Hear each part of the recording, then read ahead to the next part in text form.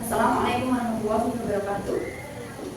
Pada siang hari ini, perkenalkan saya, Wahyu Siti Munawaroh, berdiri di hadapan dengan semua untuk memaparkan salah satu topik yang lagi hangat di kalangan guru di Indonesia, yaitu pembelajaran mendalam. Dari salah satu artikel yang saya ulas dengan subjudul transformasi pembelajaran menuju pendidikan yang bermutu. Bisa kita lihat bahwa pembelajaran pada saat ini bisa dikatakan bahwa murid itu, siswa itu adalah schooling without learning. Karena kebanyakan dari mereka adalah yang penting berangkat sekolah, tetapi entah itu di sekolah belajar atau hanya bertemu dengan teman-temannya. Selain itu, bisa kita lihat bahwa pembelajaran di sekolah kebanyakan adalah menggunakan sistem hafalan, seperti metode yang digunakan dengan ceramah, kemudian menggunakan latihan yang ada di buku LKS, kemudian muridnya, siswanya itu pasif, tidak berkontribusi, hanya mendengarkan, menonton, mengerjakan. Kemudian topik-topiknya atau contohnya yang diangkat adalah topik yang tidak relevan dengan dunia saat ini. Jadi siswa cenderung hanya untuk menghafal di sini dan kurang berpikir kritis serta kreatif. Kalau misalnya tidak hafal, berarti pembelajaran hari itu tidak akan bisa diaplikasikan di kehidupan siswanya. Makanya kita perlukan adanya pembelajaran mendalam yang digagas oleh pemerintah pada tahun 2025 kemarin. Pembelajaran mendalam, apakah itu? Pembelajaran mendalam yaitu harapannya adalah siswa atau murid itu menunjukkan kontribusi pada pembelajaran, sehingga pembelajaran yang dicapai, tujuan pembelajaran yang dicapai itu maksimal. Murid tahu, kemudian paham dan bisa mengaplikasikannya.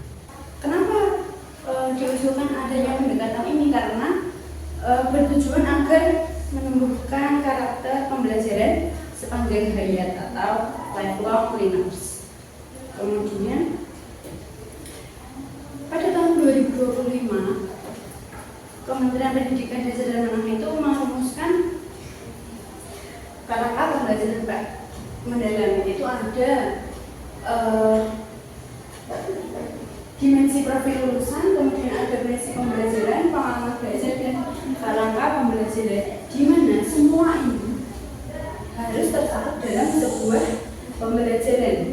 Yang paling akrab pada kelas kita adalah munculnya dimensi profil lulusan, yaitu ada 8, yaitu keimanan dan ketakwaan kepada Yang Maha Esa, kemudian penalaran kritis, kolaborasi, kreativitas, kemandirian, kewargaan, kesehatan, komunikasi, yang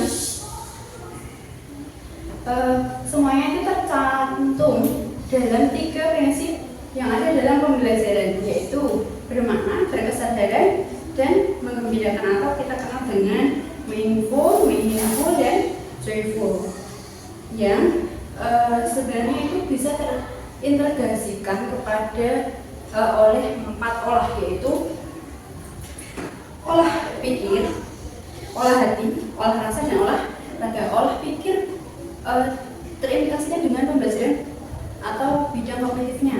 Kemudian olah hati merupakan proses untuk mengasah kepekaan batin untuk membentuk budi pekerti dan mengamalkan nilai-nilai moral kita ketuhanan. Kemudian olah rasa bertujuan untuk memberikan kepekaan estetika, kemampuan menghargai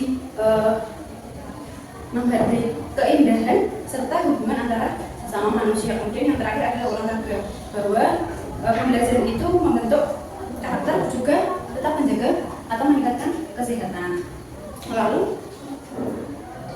bagaimana agar pembelajaran kita itu dikatakan dengan pembelajaran yang mendalam? Nah, di sini ada 4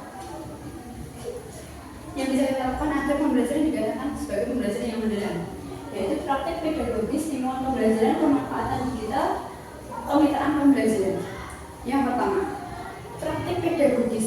Kalau tadi di awal bahwa pembelajaran saat ini fokus pada guru dan kebanyakan adalah menggunakan metode ceramah. Nah, harapannya pada pembelajaran mendalam ini, praktek pedagogis yang dilakukan adalah guru mampu menggabungkan antara strategi, model, metode, teknik, dan taktik pembelajaran yang lebih melibatkan siswanya, agar siswa siswa ini aktif dalam pembelajaran sehingga siswa aktif dan dapat memahami, menerapkan serta memecahkan masalah yang ada dalam pembelajaran. Kemudian yang kedua adalah lingkungan pembelajaran. Lingkungan pembelajaran ini mengintegrasikan antara ruang fisik seperti ini, kemudian ruang virtual bisa melalui media-media, kemudian ada juga dengan budaya belajar di sekelilingnya. Lingkungan yang baik akan mendukung proses pembelajaran.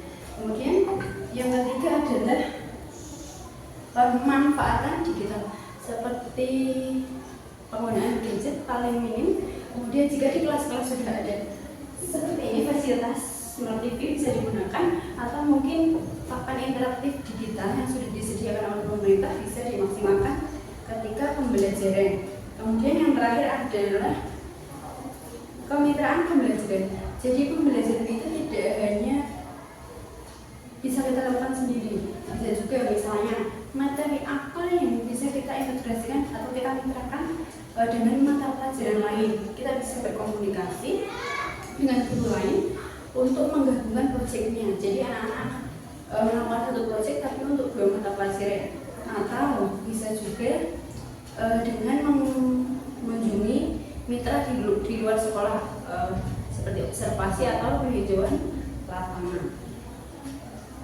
Jadi lebih singkatnya adalah kesimpulan. Kalau ada cobaan, cobain. Kalau ada halangan, kalau ada pelajaran, ya pelajari. Nah, menjadi guru kan adalah belajar sepanjang hayat atau lifelong learning tadi. Jadi kebijakan akan terus ada pembaruan, maka kita sebagai guru juga tidak boleh berhenti untuk belajar. Mungkin itu yang bisa saya sampaikan. Kurang lebihnya mohon maaf. Saya akhiri. Wassalamualaikum warahmatullahi wabarakatuh.